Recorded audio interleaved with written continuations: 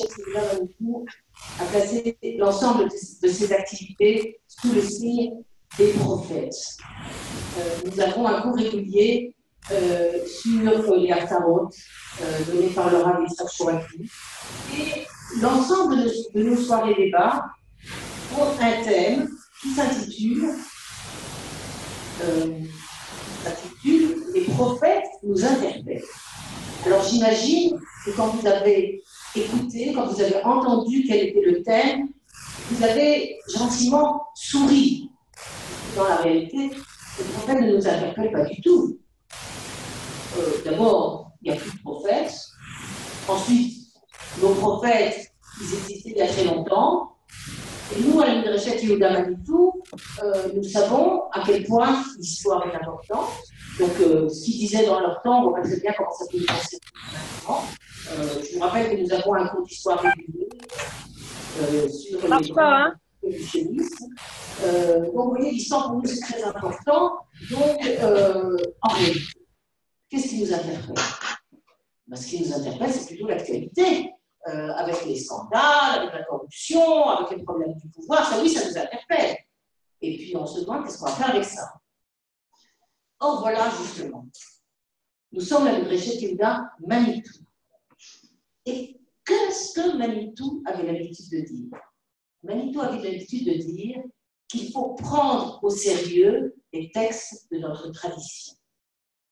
Ah bon? Alors, si on doit prendre au sérieux les textes de notre tradition, alors oui, certainement, les prophètes ont quelque chose à nous dire au niveau des relations du pouvoir et de la morale par rapport à ce qui se passe aujourd'hui.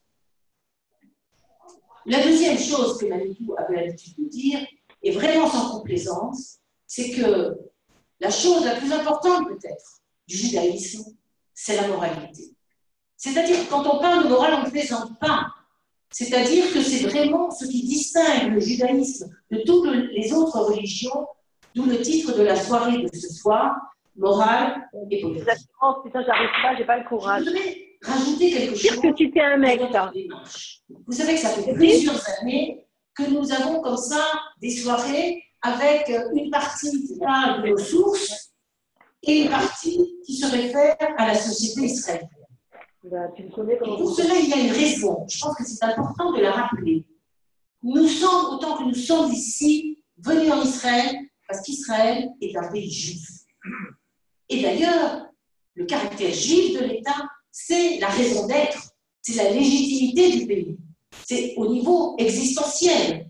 L'État est juif, il est aussi démocratique, mais la démocratie, c'est une modalité d'existence. L'existence, c'est un État juif. Et qu'est-ce que ça veut dire? Ça veut dire que nous devons travailler pour que la société dans laquelle nous vivons soit organisée d'une manière qui a un rapport avec notre identité juive. Cela au niveau des institutions et cela aussi au niveau du quotidien. Et c'est la raison pour laquelle nous voulons toujours confronter les sources et les problèmes de la société israélienne contemporaine. Alors donc, ce soir, nous avons deux intervenants, nous sommes extrêmement heureux et honorés de les accueillir. Le Rav Benishai d'abord, je voudrais dire quelques mots. Le Rav Benishai a étudié en France avec le Dayan Rachamim Naouri, il a aussi étudié avec Manitou, il a aussi étudié avec le Rav Abner, et puis en Israël, il a étudié avec le Rav Tzvi Yehuda Cohen Kook. Il a dirigé le Mahon Mora, il a enseigné au Mahon Meir et il est actuellement le rabbin, et ça nous le savons bien, de la synagogue Emouna, puisque la synagogue Emouna a eu la gentillesse de nous accueillir pendant quelques années dans ses locaux. Donc, je voudrais donner la parole au Rav Benishai. Je voudrais quand même dire quelque chose d'autre avant.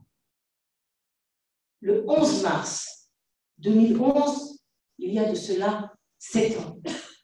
Les enfants du Rav Benishai, la famille Fogel, a été sauvagement assassinée dans le yishuv de Itamar. Donc, bien entendu, toute la soirée de ce soir, c'est à leur mémoire. Mais où Nishnata? Rav Benishai, vous avez la parole. Ah. Et, si vous voulez bien rappeler le sujet exact que vous avez donné à votre intervention, parce que j'avais noté puis j'ai oublié.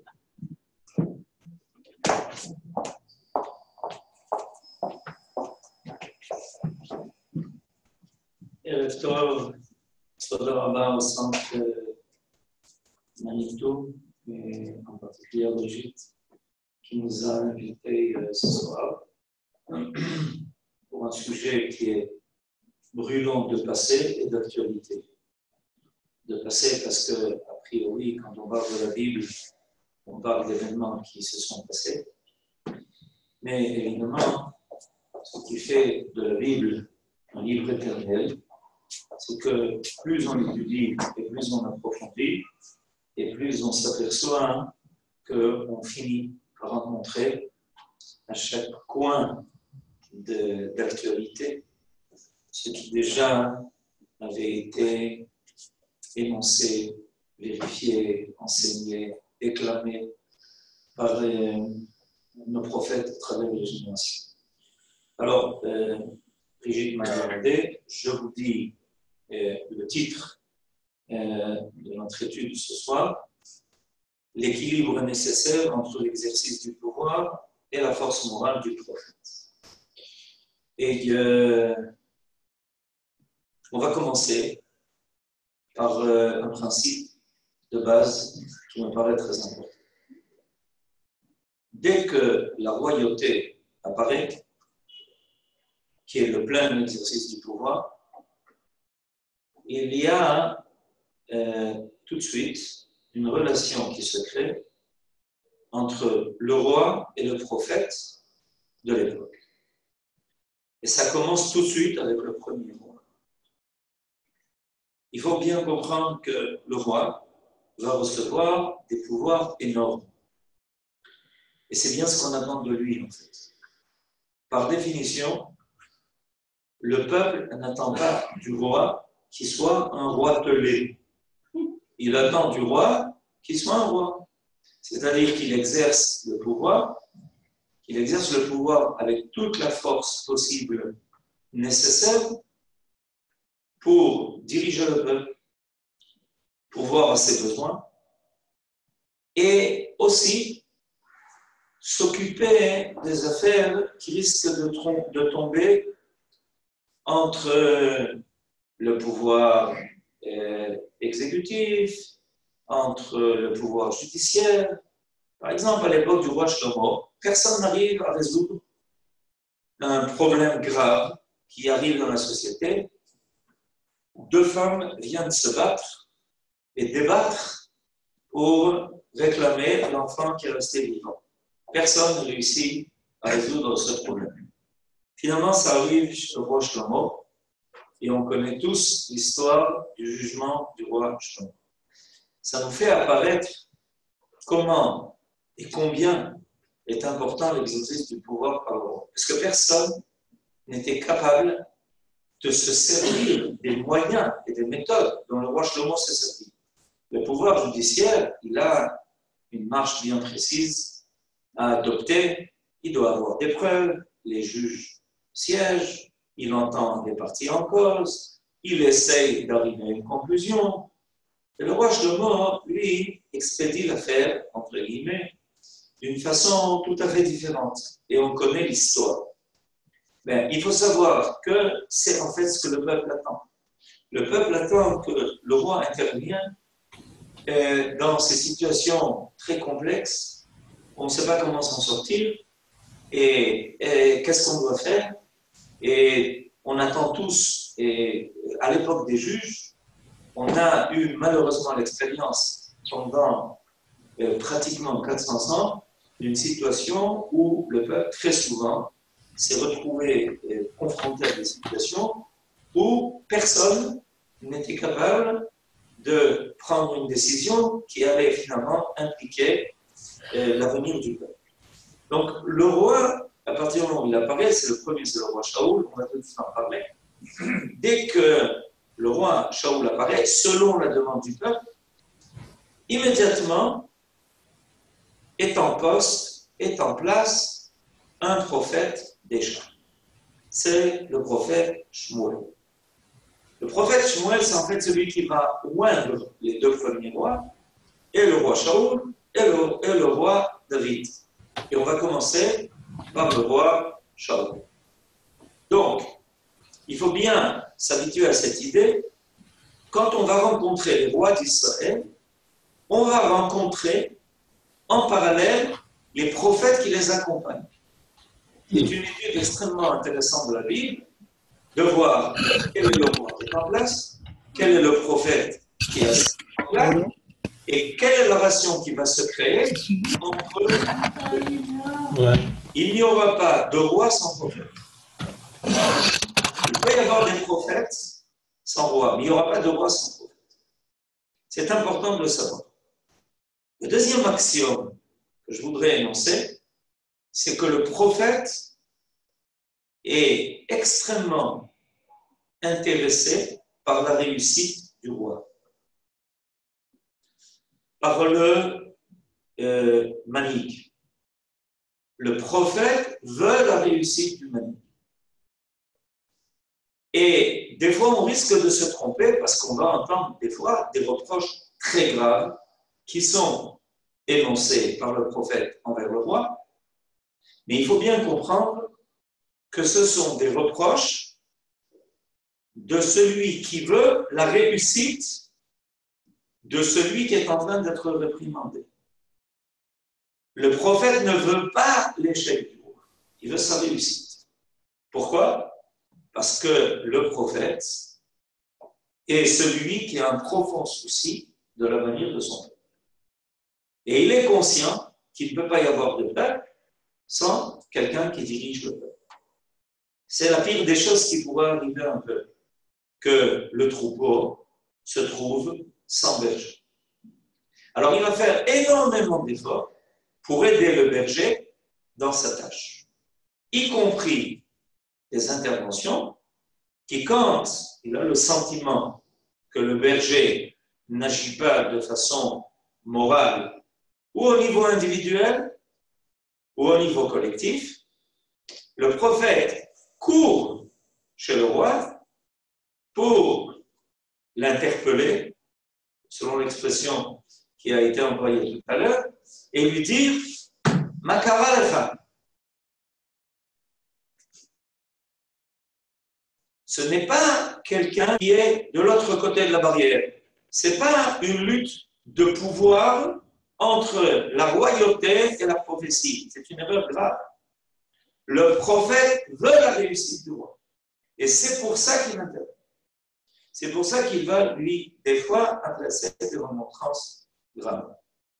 Parce que le Navi est conscient, si ce roi est roi, il y a une providence qui a fait qu'il est devenu le roi. On peut toujours imaginer qu'il aurait pu y avoir un roi meilleur. C'est une habitude connue de penser qu'on aurait pu avoir un meilleur dirigeant que celui qui est en place, par définition. Et en réalité, le prophète ne pense pas comme ça. Le prophète ne pense pas que le roi qui est en place pourrait être remplacé a priori par quelqu'un de mieux. Surtout quand c'est lui-même qui l'a nommé, comme dans le cas du roi Shaoul, où, par la suite, on va voir des prophètes qui vont voir l'intervention du prophète, des rois qui vont voir l'intervention du prophète, mais toujours avec cette idée qui est présente et qui dit, écoute, en réalité, c'est ta réussite que je veux. Et tu ne peux pas faire des erreurs pareilles. Et si tu fais des erreurs pareilles, tu risques de perdre ta royauté. Je vais simplement vous donner l'exemple le plus connu de ça, c'est que quand le roi Shaoul a commis la grave erreur de ne pas lutter jusqu'au bout contre Amalek, Akadosh Baruch Hu, Dieu annonce à Shmuel qu'à cause de ça, Shaoul a perdu son droit d'être roi, et la Bible raconte que Shmuel a pleuré toute la nuit. Quand il a entendu ce décret divin, il s'est lamenté toute la nuit sur ce qu'il a entendu de Dieu lui-même. C'est-à-dire que loin de penser que, puisqu'il n'a pas fait son rôle, on va le jeter aux oubliettes. En réalité, le prophète ne pense pas du tout comme ça. Il n'est pas du tout content que le roi Shaoul est en train de perdre sa royauté. Au contraire. Jusqu'à ce que les sages nous enseignent, Akadosh Baruch Hu a dû le réprimander. En disant, mais combien de temps tu vas te lamenter sur Shaoul? Jusqu'à quand tu vas continuer de pleurer? Et Shmuel était profondément conscient que c'était une véritable crise, quelque chose de très grave qui était arrivé par le fait que Shaoul, qui avait reçu cette occasion de pouvoir remplir cette mitzvah de lutter contre Amalek jusqu'au bout, ne l'avait pas fait, et il a énormément de peine pour son disciple, qui est Shaoul, qui l'a accompagné dès le départ. Alors, on va précisément commencer par lui. Et on va être surpris de voir quelle va être la première intervention de Shmuel envers le premier roi, qui est Shaoul, son ami. Alors, la Bible nous raconte que Shmuel lui-même va oindre Shaoul pour le nommer en tant que roi. Alors, Shmuel prit une fiole d'huile, en fit couler sur sa tête et l'embrassa en disant « Certes, ceci est l'onction que le Seigneur te confère comme chef de son héritage. » Donc, tout est beau, tout est bien. Quel chef n'aimerait pas qu'il soit oint lui-même par celui qui représente la parole divine sur terre, c'est-à-dire le prophète, qui a entendu que c'est bien ce que Akadosh Baruch Hu voulait, ce roi-là en particulier.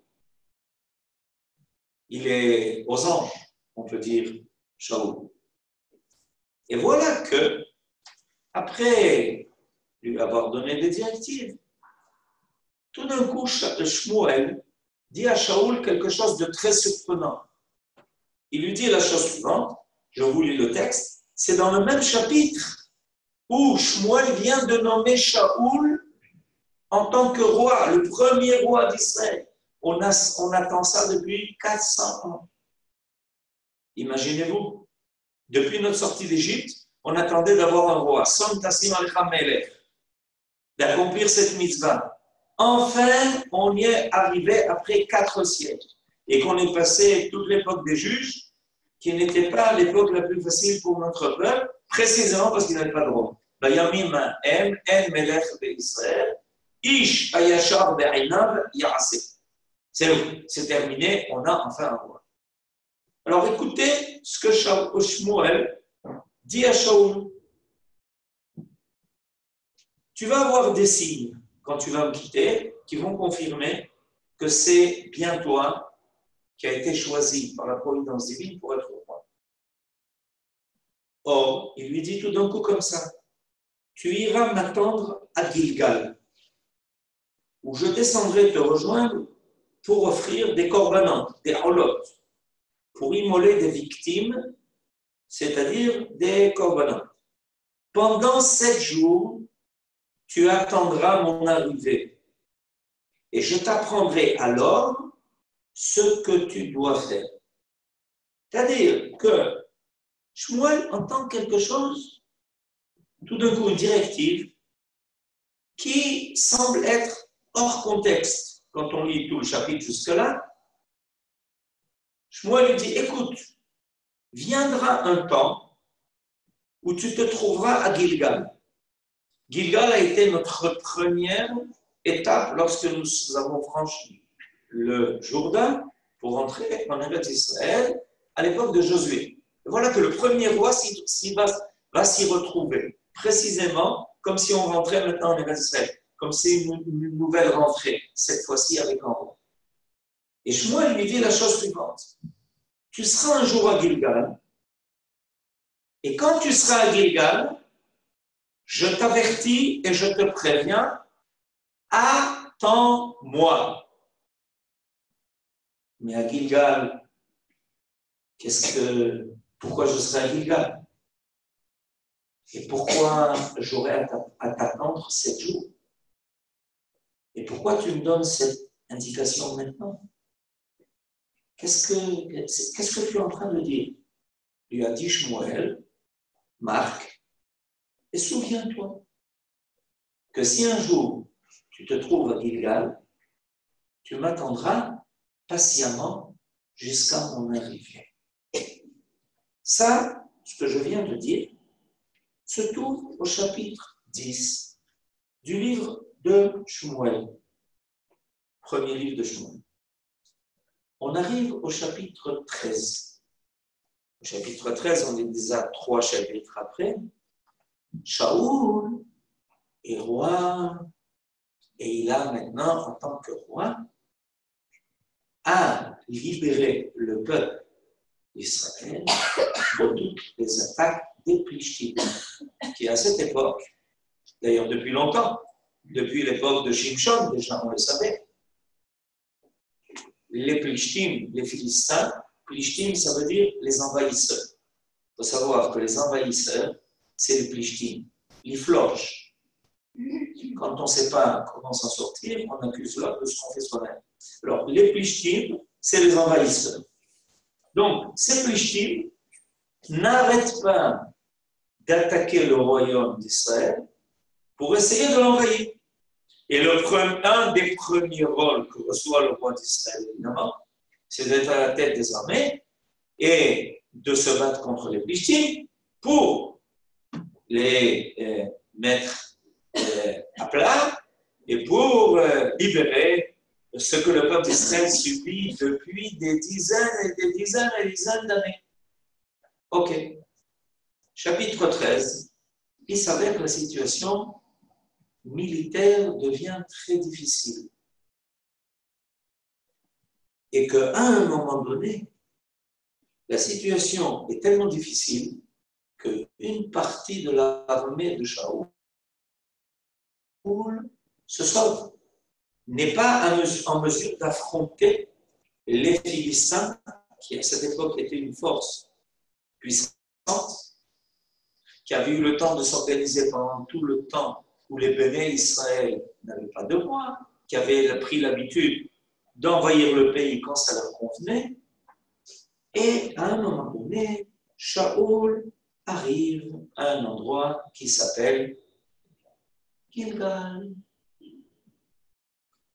On attendit 7 jours, terme du rendez-vous donné par Shmuel.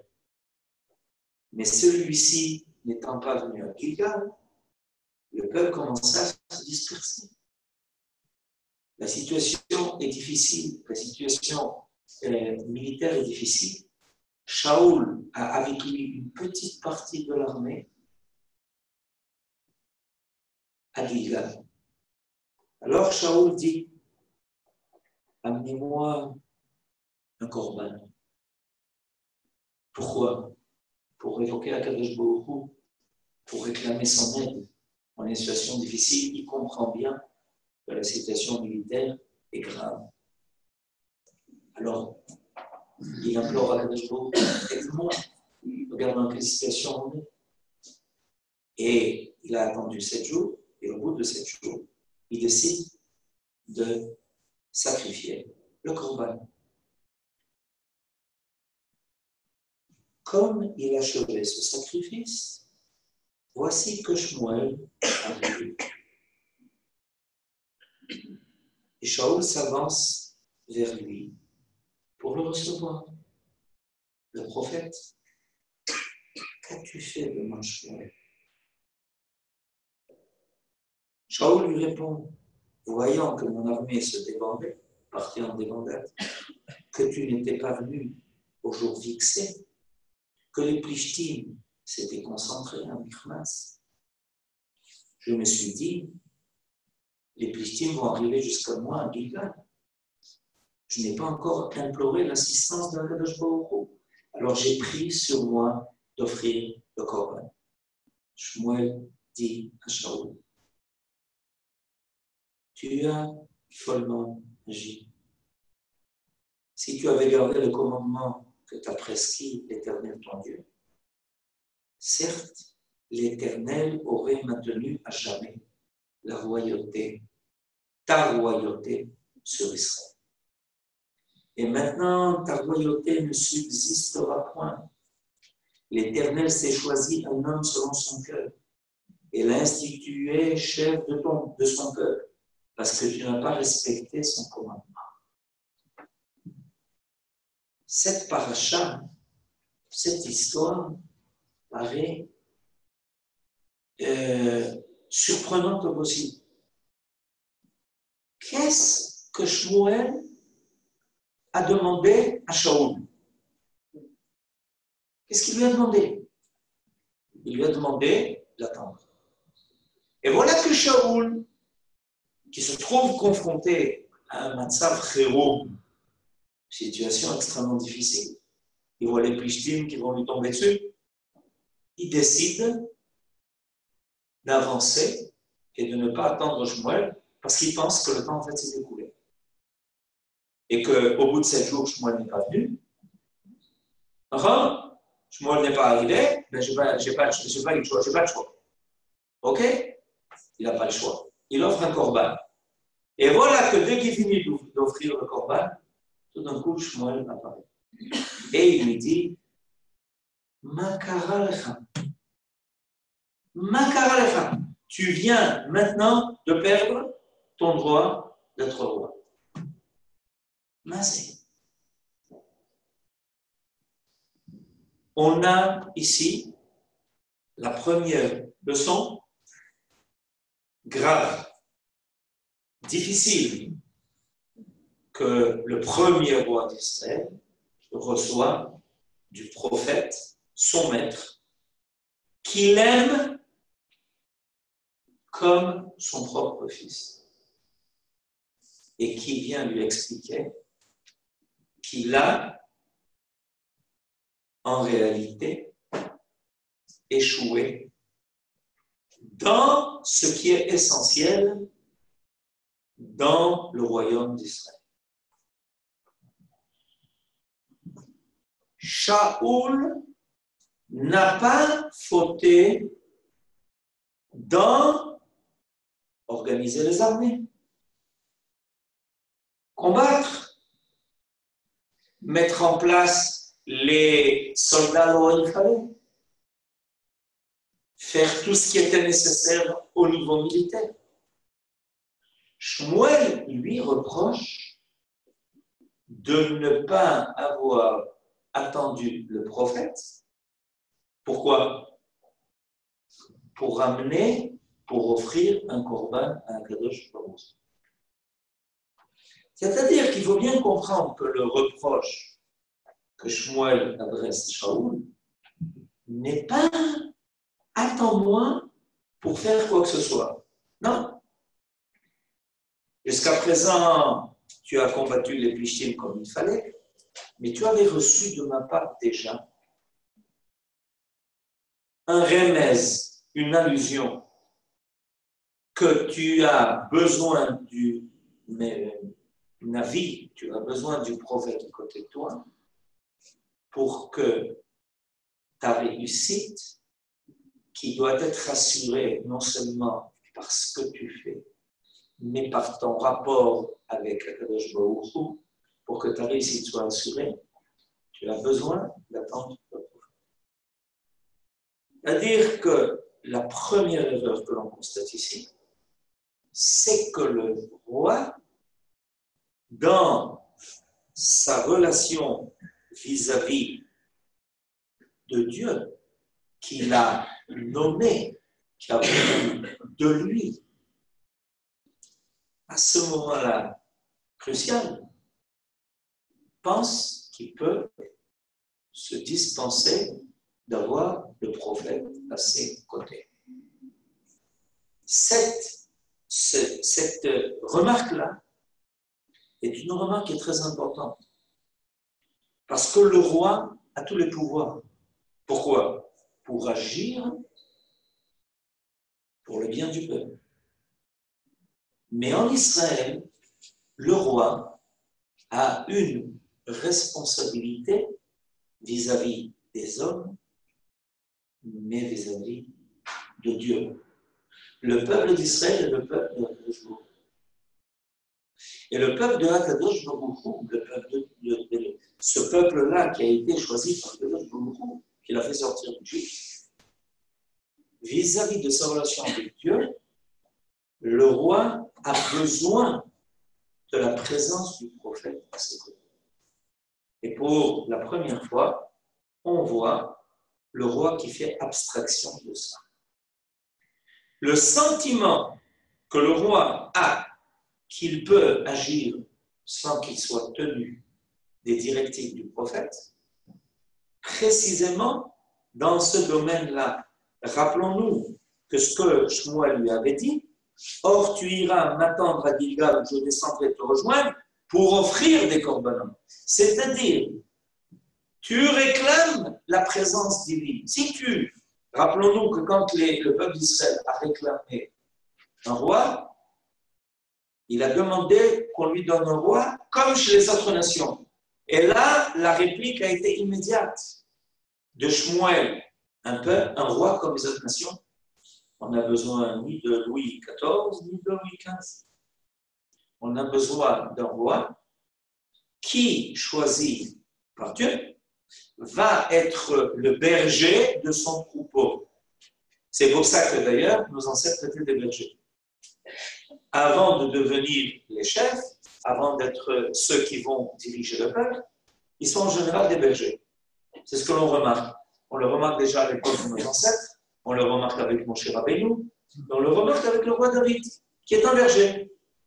C'est-à-dire s'occuper du troupeau, avoir soin de toutes les brebis. Mais c'est le troupeau de Akadosh Baruch Hu. Le troupeau d'Israël est le troupeau de Akadosh Baruch Hu. Et maintenant, Shmuel lui explique que là se trouve sa première erreur.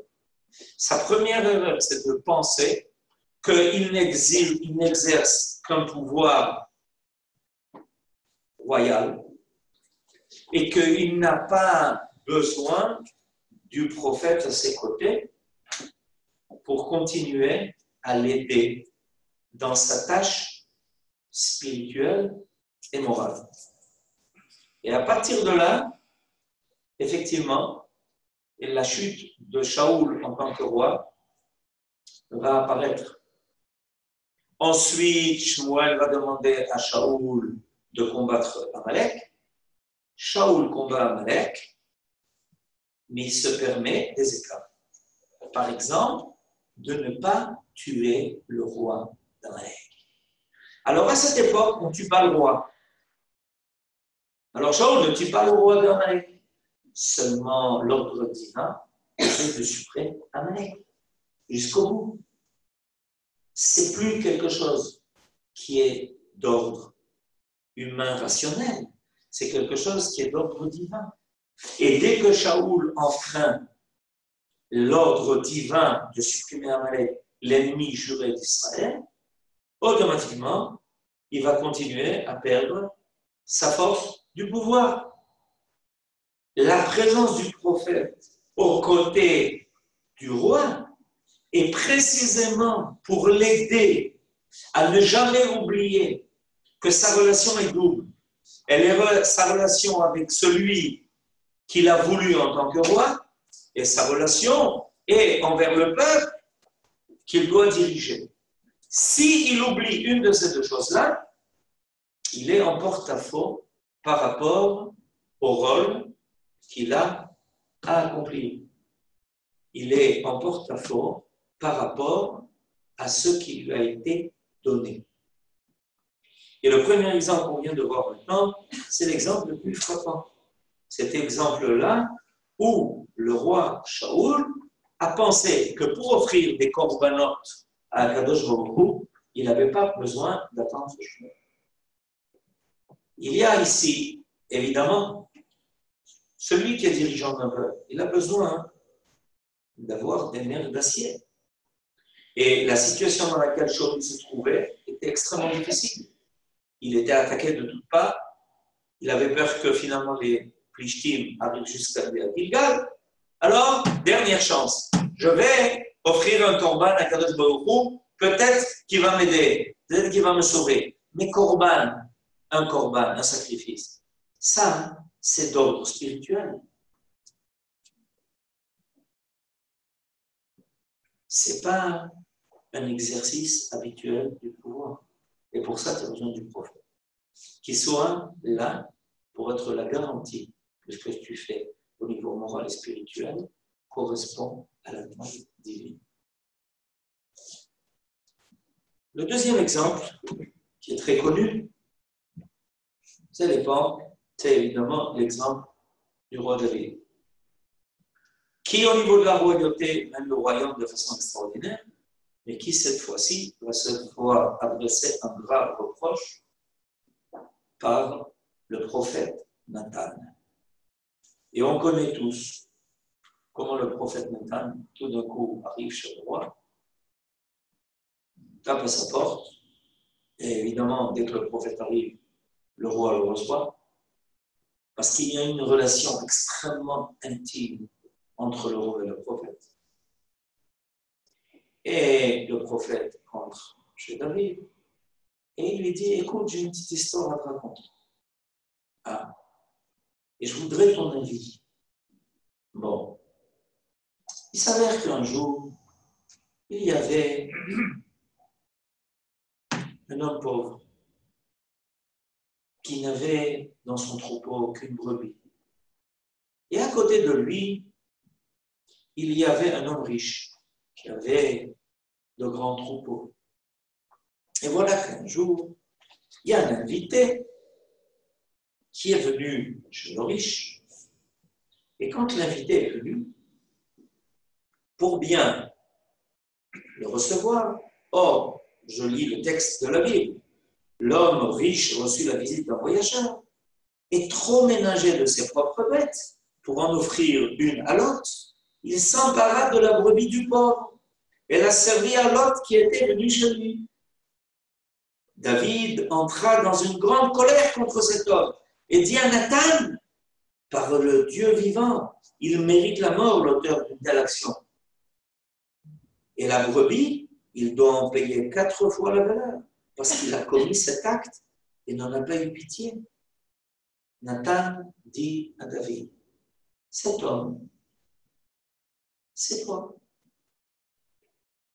Vous voyez le courage du prophète qui dit à David, tu sais de qui il s'agit? Il s'agit de toi.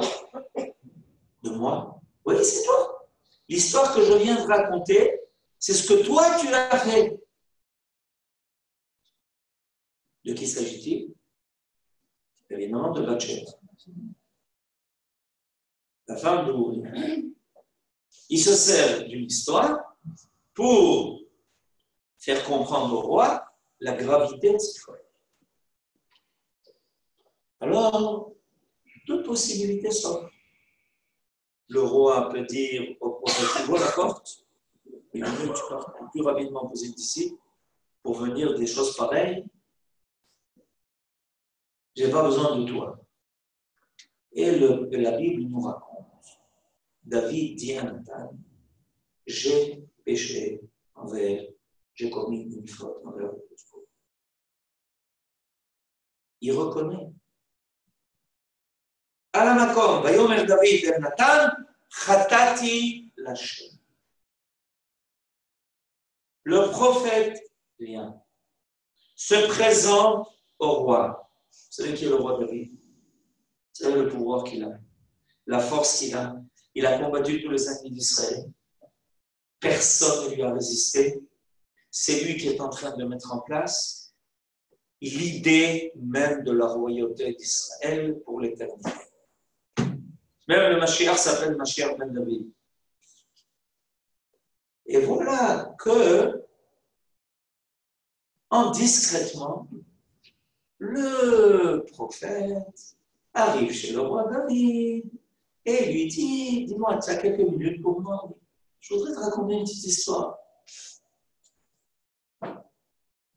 Et on ne ferme pas les yeux sur cette grave erreur de David. Et en fait, le roi David, en reconnaissant sa faute à ce moment-là, a sauvé sa royauté. Et Nathan répondit à David, eh bien, Akadosh Baruch Hu a effacé ta faute. Tu ne mourras point, bien que tu vas être puni. Et il a été puni gravement. Et à chaque fois qu'ensuite quelque chose arrive au roi David, comme par exemple la révolte de son fils, Absalom, David comprend qu'il est en train d'être puni pour l'erreur qu'il a commise. Qui s'occupe de ce travail? Celui qui s'occupe de ce travail, c'est le prophète, qui vient dire la vérité, même si elle est difficile, même si elle est grave. Et le roi accepte, désire qu'il y ait quelqu'un qui soit à ses côtés et qui vienne le voir dans son palais. Pas déclamer partout, pas en public, mais qui vienne le remettre à sa place en lui disant « Toi, David, est-ce que tu peux te permettre de faire une chose pareille? Toi, David, tu entends un peu l'histoire que je te raconte? Tu entends l'histoire que je te raconte? Comment tu as pu arriver à un tel échec? » Et il entend. Et David reconnaît. Et le prophète Nathan a une place de choix dans le fait de sauver David de ce qui aurait pu arriver. Si le roi David n'avait pas entendu ce reproche, s'il n'avait pas reconnu sa faute, il ne serait pas resté au pouvoir. Le roi David a été sauvé par Nathan, qui est venu lui faire ce reproche.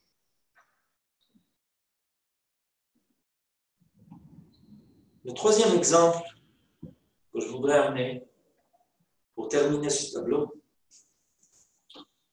ça nous amène bien après,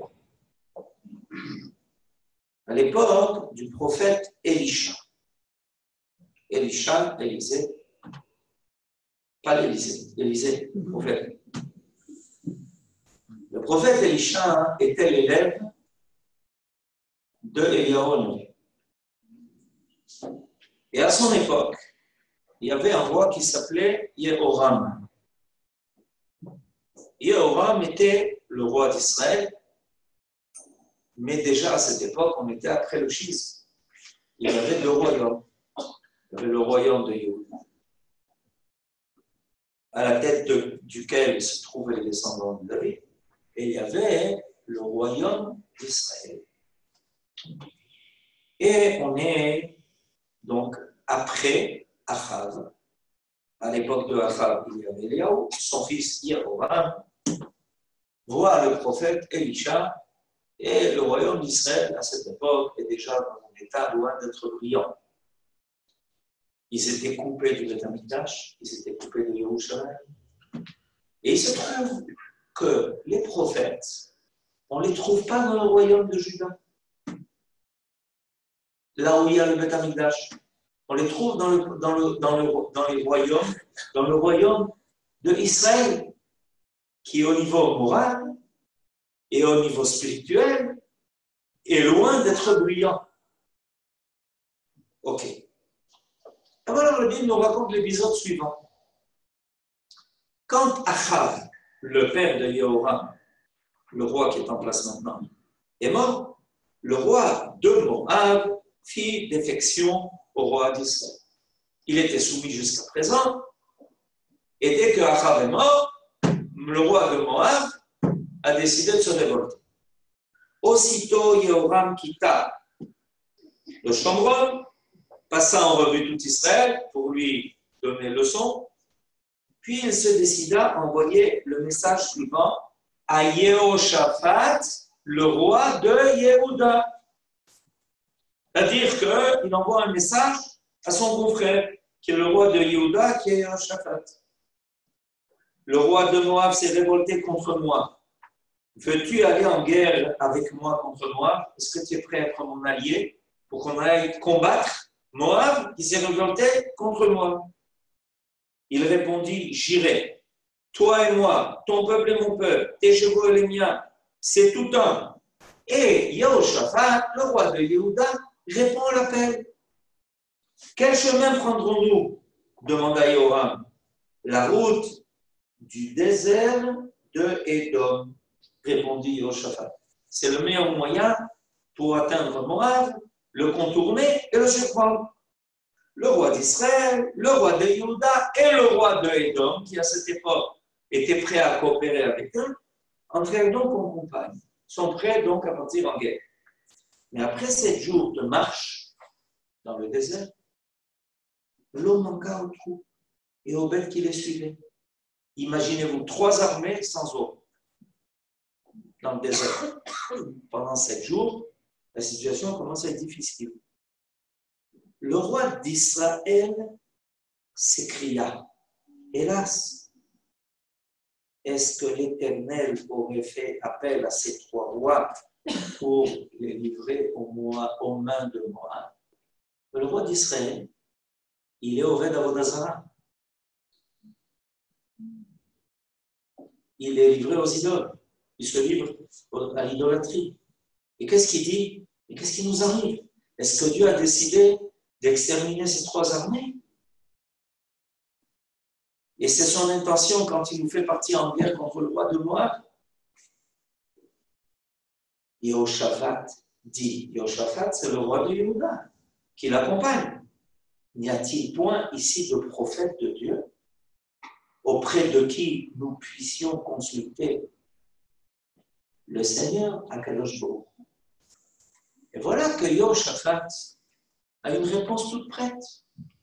Quand le roi d'Israël se demande si ce n'est pas un piège, et peut-être que profondément, lui, il a le sentiment que à cause de l'état moral et spirituel dans lequel il se trouve, peut-être qu'Akadosh Baruch Hu trouve le moyen maintenant de faire payer le prix. Yehoshaphat dit, attends, il ne faut pas se paniquer. Il n'y a pas par hasard ici un prophète. Remarquons l'idée du roi. Si on veut savoir quoi faire, qu'est-ce qui se prépare? Mais il y a un prophète, il faut aller le voir. Alors, un des serviteurs du roi d'Israël répondit, il se trouve ici Elisha. Elisha, le fils de Shaphat, qui a versé l'eau sur les mains de Eliaou. C'est-à-dire, il y a l'élève de Eliaou Nabi, il y a le prophète ici, Elisha. La parole divine est sur ses lèvres, dit Yehoshaphat. Le roi d'Israël, Yehoshaphat et le roi de Édom se rendirent donc auprès de lui. Qu'est-ce qu'il savait? Que parmi les tentes du campement des armées en présence et de l'armée d'Israël, dans une tente, le prophète est là. Quoi? Avec les armées, bien sûr, avec les autres soldats. Il est sous sa tente, comme les autres soldats. Et alors, il y a un des serviteurs qui savait ça. Alors il leur dit, mais il y a ici un prophète. Un prophète où? C'est la tente là-bas. Vous voyez la petite tente là-bas? Il est là-bas, avec l'armée. Quoi, il est venu au combat? Bien sûr, il vient combattre tout le monde. Le roi d'Israël, Yehoshaphat et le roi d'Édom vont rencontrer le prophète. Mais Elisha apostropha ainsi le roi d'Israël. Et dès que Elisha voit le roi d'Israël, il s'adresse à lui. Qu'y a-t-il de commun entre toi et moi? Adresse-toi au prophète de ton père et au prophète de ta mère, c'est-à-dire les prophètes des idoles. Nevié à Baal. Tu viens me concerter. Tu viens me demander mon avis. Le roi d'Israël répondit, laissons cela. Est-ce que l'Éternel a décidé de livrer ces 3 rois aux mains de Moab? Élisha répondit, vive l'Éternel, que je sais, si je ne respectais pas la personne de Jehoshaphat, roi de Juda, je ne t'accorderai même pas un regard. Quelle remontrance difficile. Quel tochacha que le prophète est en train d'adresser au roi d'Israël. Et lui, le prophète, est parti dans ses armées. D'accord?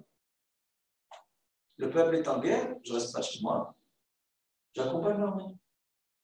Mais maintenant, tu veux une réponse. Tout d'un coup, tu t'es souvenu que quand on a des questions difficiles, on s'adresse au prophète. Maintenant, tu t'en rappelles, à cause de la situation difficile. Que la situation difficile, maintenant, tu viens t'adresser à moi. Mais je ne t'aurais pas répondu si ce n'est pas ici le roi de Juda qui vient de se dire. Et comme de toutes les façons, j'ai souci de l'avenir du peuple d'Israël, je vais te dire ce qui va se passer. Et pourquoi est-ce qu'il lui répond plus de cette façon tellement dure? Parce que Élisha est en train d'aider le roi d'Israël, Jéhoram, à prendre conscience que s'il devait être inquiet de ce qui va se passer, il y a quelqu'un qui se dresse. Il y a une possibilité de trouver réponse chez l'Éternel. Et finalement, ça va bien se terminer. Alors on voit, comme je le disais au début, que les rois d'Israël sont accompagnés de prophètes. Il y a des fois, et on a vu dans les 3 cas, que dans le premier cas, Shmuel avait donné des directives très précises à Shaul, et que finalement il apparaît. On a vu dans le cas de David comment le prophète prend l'initiative de venir faire des reproches graves à David. Et on voit ici que le roi de Juda rappelle au roi d'Israël que ce peuple-là, il y a des prophètes et qu'il y a la possibilité de trouver réponse aux questions difficiles. Il y a d'autres exemples dans la Bible. Évidemment, on ne va pas pouvoir passer maintenant sur tous les épisodes. Simplement, on doit prendre conscience, dans ce qu'on vient de voir, ces quelques exemples-là, que le roi, qui évidemment voit ce qu'il lui semble son droit d'exercer la royauté, d'exercer le pouvoir, peut-être de faire abstraction de toute directive divine, finalement se retrouve vers le prophète, se retourne vers le prophète. Et le prophète qui désire sa réussite est prêt finalement à l'aider, même s'il doit pour ça lui adresser les reproches les plus difficiles. Alors peut-être qu'il est important de prendre conscience que tout dirigeant a besoin de quelqu'un à ses côtés qui ne soit pas seulement son conseiller de communication, son conseiller au niveau de l'argent, mais un conseiller qui soit moral et spirituel. Et rêve-toi.